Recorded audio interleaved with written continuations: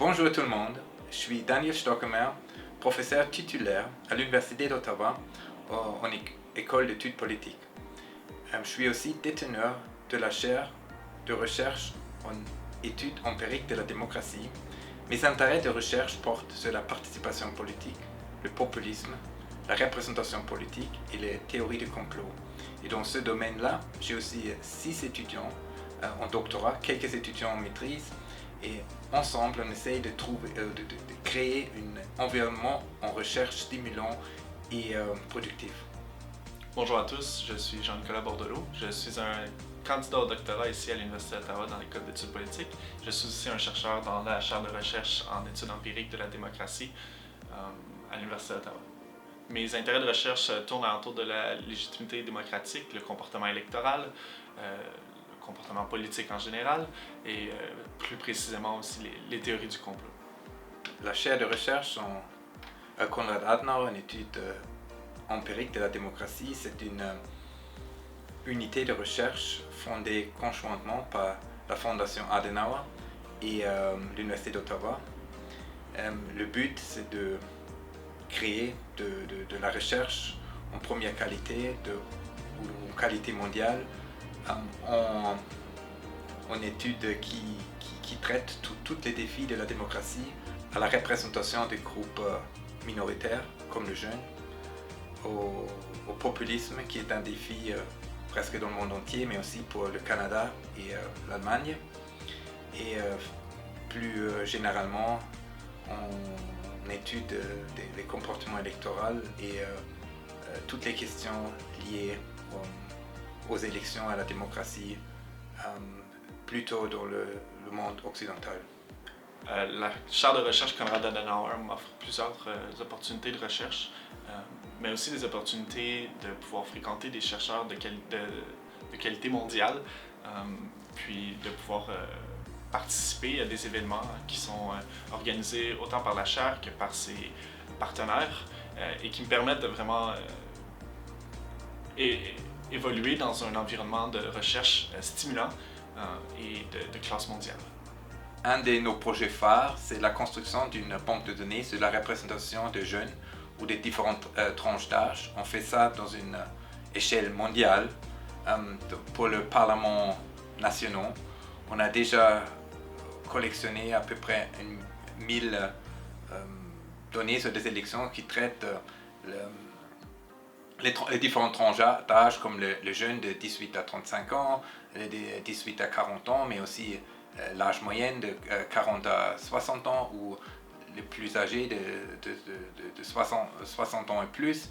Et cette banque de données, c'est la plus grande dans une échelle mondiale. C'est aussi une banque de données qui est souvent utilisée par les organismes gouvernementaux, par les organisations non gouvernementales, mais aussi par d'autres chercheurs.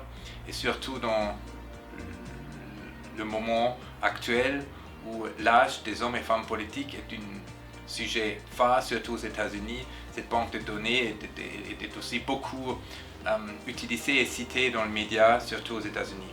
Dans la dernière année, la chaire de recherche a aussi produit un projet sur les théories du complot. Plus particulièrement, on s'intéresse aux croyeurs des théories de complot à travers le monde, donc les complotistes, si on peut le dire comme ça. Puis le projet regarde 8 pays dans différentes régions du monde et à différents niveaux de développement démocratique et aussi de différents types de cultures.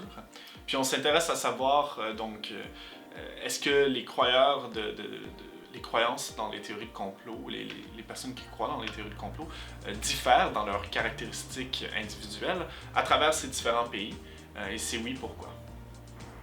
Les membres de la chaire ont aussi la chance de participer dans des activités de promotion de nos résultats et de promotion de nos recherches.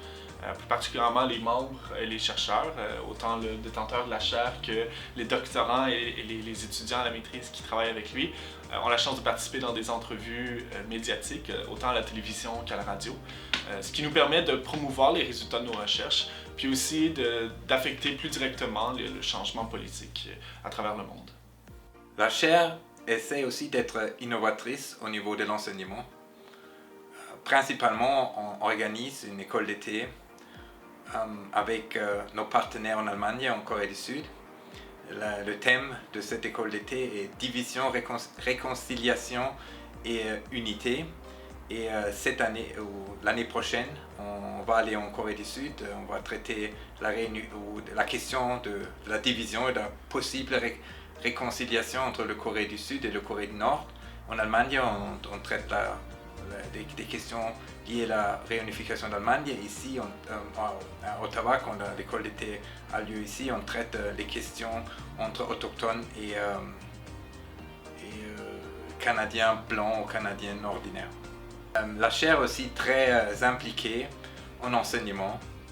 Principalement, on organise une école d'été sur le thème de la division, la réconciliation et l'unité avec nos partenaires, l'université EVA en Corée du Sud et l'université de Rostock en Allemagne.